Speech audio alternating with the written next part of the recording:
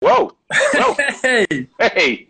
You all right? You been drinking early? You okay? No, Cinco de Mayo was yesterday. I didn't even have anything to drink. No tequila, no Modelo's, no Corona, nothing like that. Because I had a 6 a.m. workout today, Chris. Because you know how important that is. Because you had to what? You froze. You had to what? I had a 6 a.m. workout this morning. I had to take care of my body.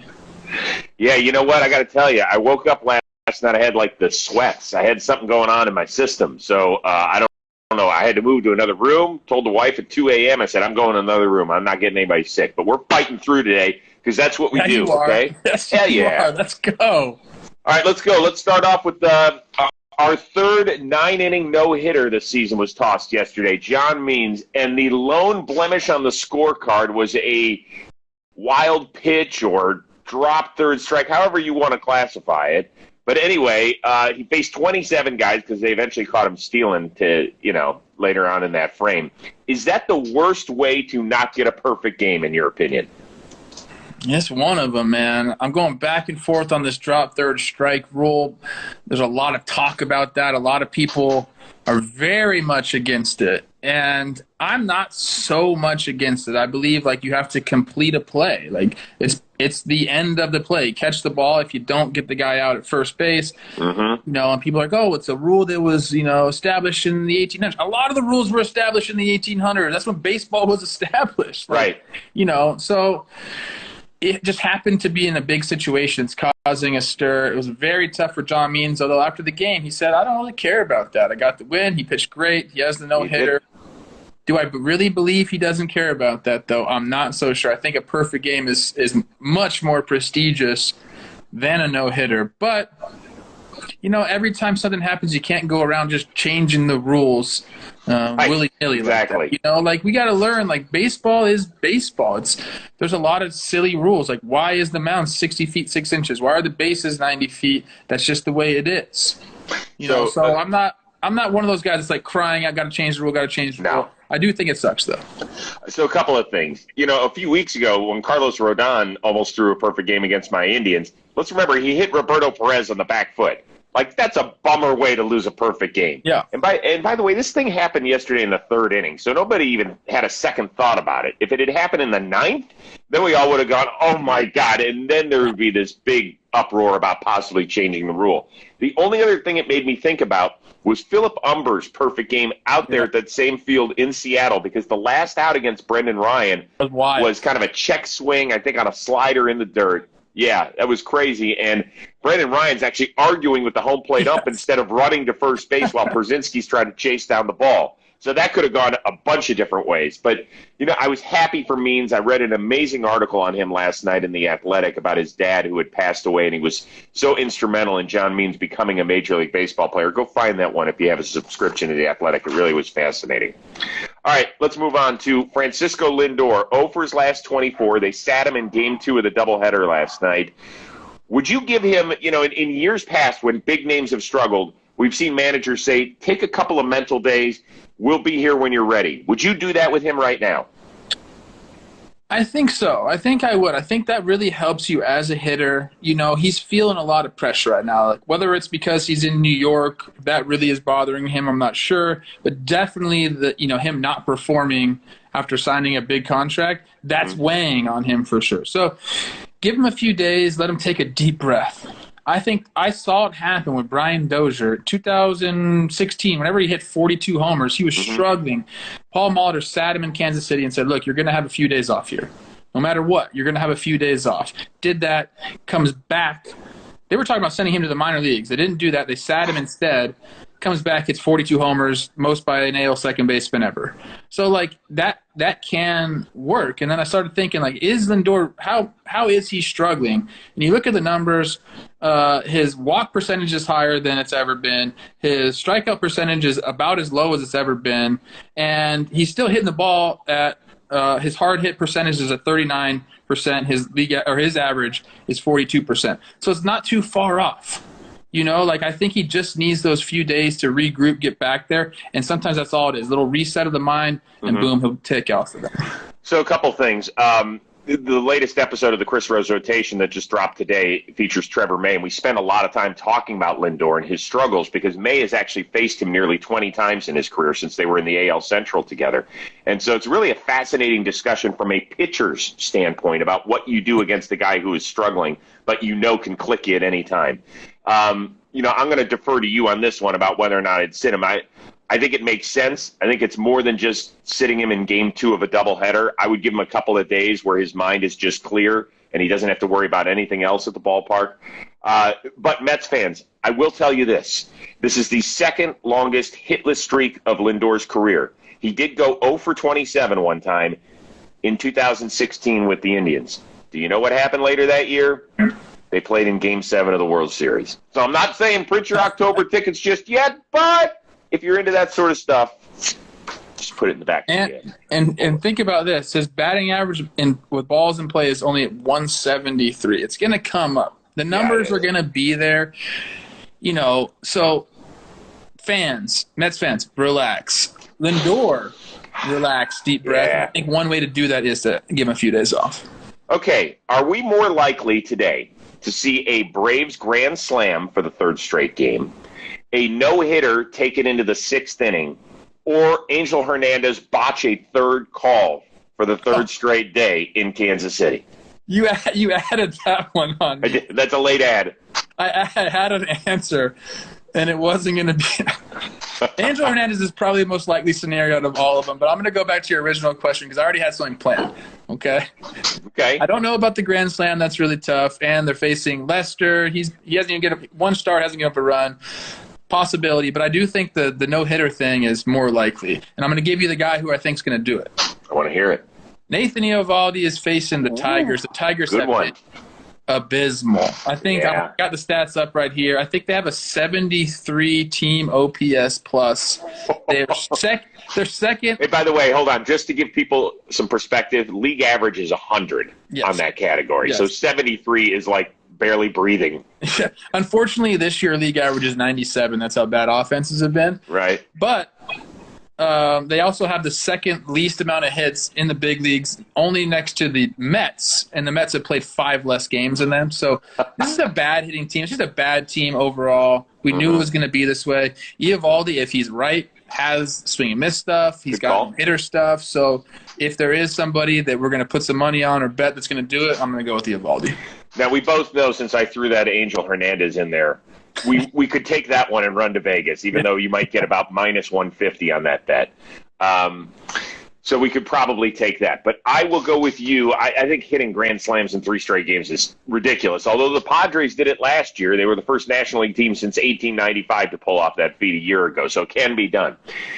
With that being said, I am going to pick, as my pitcher to take a no-hitter into the 6th inning, Danny Duffy. I like that one. Now follow me here. Who did the Royals play today? Indians, right? Yes. So I'm covering my ass both ways. There you go. If they knock him around, I'm like, I don't care. Good for my team. And if for some reason he takes it to a team which does struggle hitting, particularly when he's dominating at times, then I look like a genius. Yes. This is working out great for me. Win-win, baby. I like that. That is a win-win, although I won't be rooting for him to no-hit. Believe me, I would rather have it the other way. I'd rather come on this thing on Friday and be like, boy, I'm an idiot, which is probably what I'll say anyway. All right, speaking of idiotic, Tony La Russa admitted yesterday after the 1-0 extra inning loss in Cincinnati, he did not know the extra inning rule where you did not have to put your pitcher as a runner at second base. You could go to the guy who made the out before the pitcher's spot in the lineup. Instead, he let Liam Hendricks get out there because he wanted him to pitch the 10th. We talked about La Russa earlier in the week. Is this inexcusable? Yes. We defended you, Tony. We defended you on this show. We said, look, a few managerial, mishaps, leaving a guy in or pinch hitting the wrong guy, whatever. But this is inexcusable, okay? I even knew this rule. They're trying to take care of pitchers in every facet of the game right now, this being one of them. And I think what really hurts Tony is he said that he didn't know and that, now he knows. And then David Bell the other manager in the game for the Reds, said the league made it very clear that this was a rule. Yeah, that hurts Tony right there. So, when you're making a few tough decisions like leaving Lucas in too long, whatever, we can give you a pass. But not knowing a rule like this is really, really bad for him. It's a bad horrible. It's a bad look, and it gets the players talking. That's one thing that will, I have a feeling, and you can correct me if I'm wrong, that most players get it. If you leave a pitcher in too long, if you don't pinch hit a certain guy, those are going to be decisions that are made over 162 games. They screw up. If you don't know the rules and you're putting the health of a player at risk, Liam Hendricks has been an American League pitcher basically his entire career. He's probably never run the bases ever in professional baseball. To me, that's the biggest thing. Like, what if he had blown out a hammy or something while running? Let's put the game aside, the result. You're putting your $54 million investment, guy's supposed to slam the door shut in the 9th inning or the 10th inning, at risk. Like, if I'm a player, I'm like, we can't have that. And look, Coach Ballgame is in the chat. He actually just made a great point. He said, where was the bench coach? Dude, they have more coaches than anybody. They have more coaches than anybody in the major leagues. Not one guy was like, Skip. I guess you can't hold it all on Tony. He's right. I mean, he gets all the shit for it because he's the manager. But where are your coaches? Mm-hmm. That's a great point, Coach. Love that. Yeah, it is. Yeah, I mean, I guess that's the case where somebody just doesn't want to stand up to Tony. I mean, if you're sitting on your hands on that one, just walk past him. Just be like, we don't have to use the pitcher as the runner. And then just keep walking in the dugout. It's also sad that we're like, hey, if a pitcher has to run the bases at all, he might pull a hamstring. That's very sad that we're talking about that. Hey. Look, I always tell pitchers are soft. You can't even have them on the base pass. Separate category. Last one. Happy 90th to the Say Hey Kid, Willie Mays. If we could put you in the DeLorean from Back to the Future and take you to a certain time frame in baseball so you could watch one of the legends play a single game, who would it be? I have two. One is a guy I always ask my dad who your favorite player was to watch growing up. He always said Roberto Clemente. That was the guy. So in my mind, I'm always going back, and I want to see Roberto play. Obviously, you can look at his stats. It's like 90-something career WAR, which is ridiculous. 3,000 hits right on the dot. So I'd like to see him play. My dad always talked about just how electric he was on the field. He said he was just different. When you watched him play, he just looked different on the field. And another guy would be Satchel Paige, because you hear he's got another great one. Stories. Like, he named his pitches like different things. He didn't throw a fastball or a curveball. He named them crazy things. Apparently, he threw like 100 and something back in the day. I would love to see it. There he is. Look at this. There he is. So those are my two guys I would love to see. Yeah, this is his Kansas City Monarchs uniform. This is fantastic. One of my favorite things I've got. So, in addition to Willie Mays, this is one of the days. My father's been gone 9 years. I miss him terribly, but this is one of the days that I really would love to talk to him a little bit, because that was his era. He would have been 93 this year. So that was, and he was a huge baseball fan. I actually would like to go back and see what Walter Johnson, the Big Train, was like. Okay. Just because I wanted to see what pitching was like in that era. Like just how we played the game. You see some of the things in black and white, and Babe Ruth swinging a bat and all sorts of stuff, and Walter Johnson doing the old, like the big time windup. But like, how good was he? How hard was he really throwing? Like, that's the sort of stuff I would be interested in, because we've seen so little of it. Let me see if I can flip this around, by the way. See that? Oh, nice. That's beautiful. Yeah.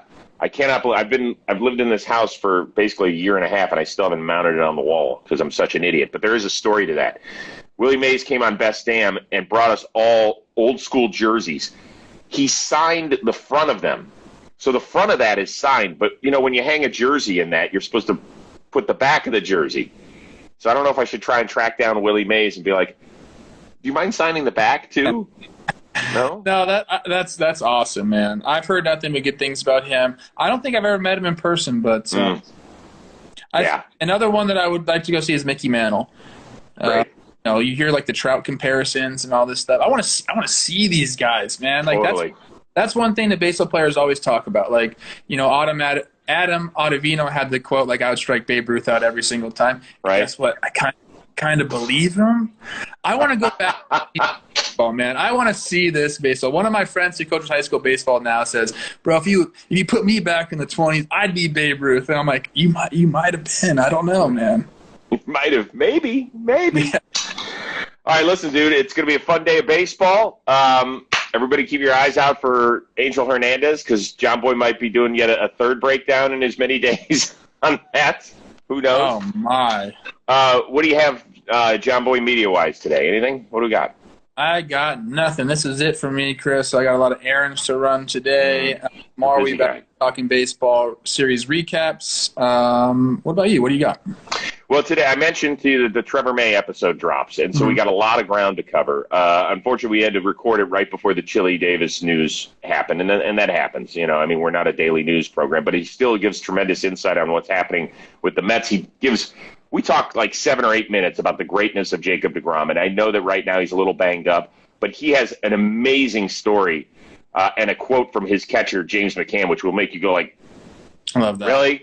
Yeah, there's some really, really good stuff, fun stuff. He talks about how brutal the travel is after Sunday Night Baseball. For you, like, takes us inside your world of things that we're not privy to. I mean, not that we feel bad for you. He's still setting up in a nice hotel in St. Louis and all that sort of stuff. But just what you guys go through on kind of a daily basis and the grind of baseball. But it's a really fun episode. And he breaks down, he is an expert in the gaming industry. So the whole Jesus Luzardo injury, he has some insight on that when it comes to gamers and baseball. I love that. Yeah, T-May actually owes me a text. He big leagued me last time I texted him, so I'm a little upset with him right now. But, maybe he's caught up in playing professional baseball. I don't know. I'll get him a message. You want me to get him a message? Ooh, Plouffe pissed off. I love it. I love a pissed off Plouffe. All right, man. Often. No, I know you don't. You got a good life. Yeah, I don't have much to get mad about. You got a lot of good things going for you, brother. All right, listen, have a great day. I will see you bright and early at 11:30 Eastern, 8:30 Pacific on Friday. We'll catch everybody then. Thanks for tuning in. That's right. Get him, Joe Lovato.